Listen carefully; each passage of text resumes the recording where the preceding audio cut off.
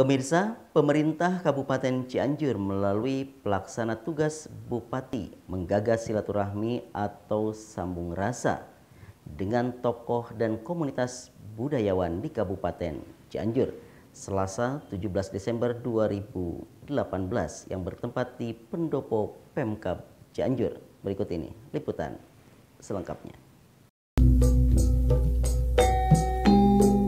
Selasa 18 Desember 2018 mungkin menjadi kali pertama bagi sebagian tokoh, seniman dan budayawan menginjakkan kaki di Pendopo Kabupaten Cianjur sejak dilantiknya Bupati Irfan Rifano Muhtar pertengahan tahun 2016 lalu. Dengan suasana pendopo baru yang dirasakan para tokoh ini seolah menjadi saksi kali pertama pertemuan silaturahmi atau sambung rasa mereka dengan PLT Bupati Cianjur Herman Suherman. Dialog dua arah antara rakyat dengan pemerintah semakin menghangatkan suasana pertemuan tersebut, dan ada banyak hal yang disampaikan oleh perwakilan para tokoh, mulai curhat, menyampaikan ide, gagasan, hingga berbicara Cianjur ke depan.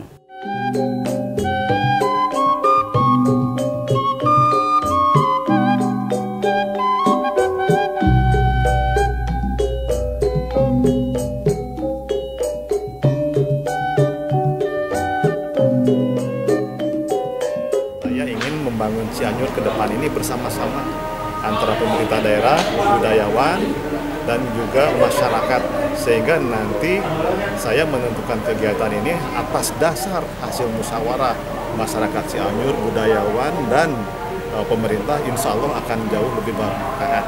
Dan dampaknya kalau itu pembangunan yang berasal dari bawah, insya Allah pemeliharanya rasa memiliki bangunan tersebut akan lebih tinggi dibandingkan kalau kita membangun tanpa ada musyawarah dengan masyarakat. Seperti contoh sekarang ini kan masyarakat cuek-cuek saja ya. Saya ingin ke depan ini setiap pembangunan bermanfaat dan keterlibatan masyarakat, betul.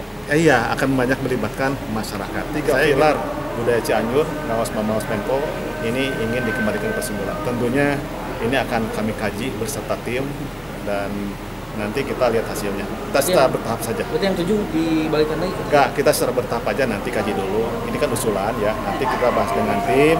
Apapun hasilnya nanti akan kami berikan lagi kepada masyarakat atau budayawan Cianjur. Budayawan dan seniman Cianjur ini masanya banyak. Dengan contoh-contoh yang di sini, ini bisa disampaikan. Udahlah, bisa Cianjur seperti ini. Sok kita masa sekarang jangan melihat ke belakang. Ke depan kita bangun bersama. Sementara itu, perwakilan tokoh seni dan budaya Cianjur Abah Ruskawan yang juga akademisi Doktor Kebijakan Publik ini menyambut baik inisiatif pemerintah Kabupaten Cianjur untuk duduk bersama mau mendengar aspirasi masyarakat menyongsong Cianjur di masa mendatang.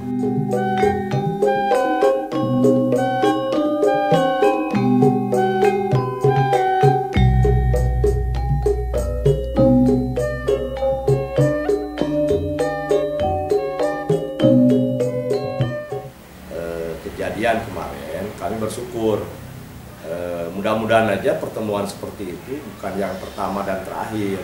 Tapi kalaupun kemarin Pak Wakil Bupati itu berjanji 2 minggu sekali akan diadakan seperti itu, kalau menurut hemat saya itu terlampau limit waktunya terlampau pendek lah. Tidak usah euforia 2 minggu sekali, mungkin 1 bulan sekali atau mungkin juga 2 bulan sekali lah dengan berbagai komponen masyarakat. Ya, kalau boleh saya usul pada PLT Bupati, ini perlu kembali ke Kitoh Cianjur nih, kembali ke Kitoh, karena Cianjur memiliki rencana pembangunan jangka panjang 25 tahun yang sudah dilaksanakan oleh Pak Wasidi 5 tahun, Pak Cecep Mutar 10 tahun, dan sekarang tidak tuntas. Maka rencana pembangunan jangka menengah 5 tahunannya di era Pak Irfan Rifano kemarin dengan Pak Herman, kalau toh Allah menakdirkan bahwa Pak Herman jadi Bupati di Cianjur dan wakilnya nanti tanda tanya siapa, kami berharap maka kembali ke kita, rencana pembangunan jangka menengah 5 tahunnya itu harus di breakdown dari rencana pembangunan jangka panjang yang dibuat pada era Pak Wasidi, supaya mudah untuk mengukurnya sudah sampai sejauh mana keberhasilan, kegagalan mencapai di angka 25 tahun RPJP itu. Banyak hal, terutama kami mungkin mengusulkan kepada Kabupaten Cianjur, khusus kepada PLT Bupati, agar segera membuat tim akselerasi. Tim akselerasi ini punya fungsi peran yang menurut saya sangat signifikan. Yang di dalamnya harus ada Dewan Pakar, harus ada Dewan Eksekutif, yang sudah jelas kesekretariatan adalah yang tetap dibina oleh atau pembinanya tetap Pak Bupati, Wakil Bupati, mungkin juga pengarahnya Sekda, termasuk juga para Asda. Tapi di dalamnya harus berbagai komponen ya diakomodir. Ada seniman, ada budayawan, ada akademisi, ada tokoh muda, ya tokoh tua, tokoh agama. Harus mengakomodir itu untuk tim akselerasi yang punya fungsi dan peran yang sangat signifikan. Di antaranya tim ini yang harus memantau pelaksanaan pembangunan. Juga tim ini juga harus melihat ada kendala-kendala pembangunan, harus juga berusaha untuk memperlancar. Tim ini juga memantau untuk mensinkronkan, mengkoordinasikan agar pembangunan bisa berjalan lancar.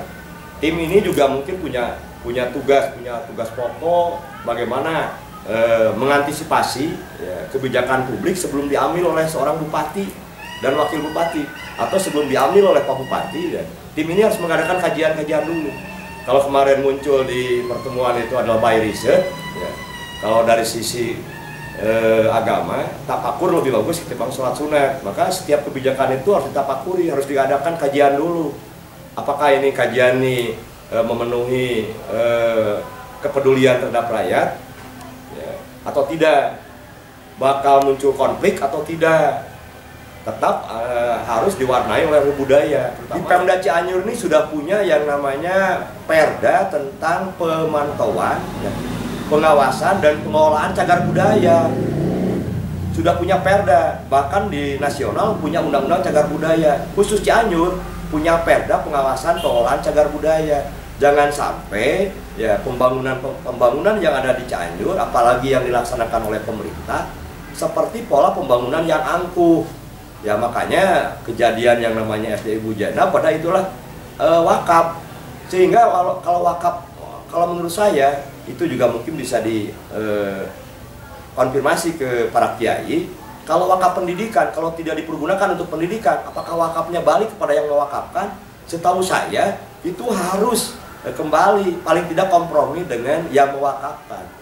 Sekarang juga gimana nasib sekretariat daerah yang bertempat di SMA Negeri 2? Jelas kalau ke Cempaka kan nggak mungkin lah zona merah kalau menurut saya. Keduanya biayanya terlampau mahal ya.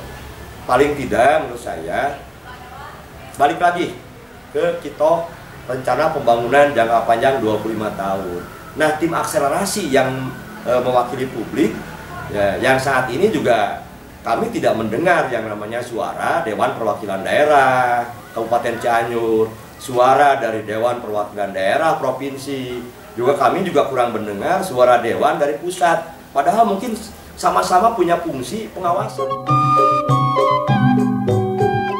Semoga saja dari kegiatan sambung rasa antara rakyat dan penguasa ini dengan mengedepankan asas musyawarah mufakat, menempatkan profesionalitas dan kompetensi, kita sambut Cianjur lebih baik di masa depan. Iman Sulaiman untuk Kabar Cianjur.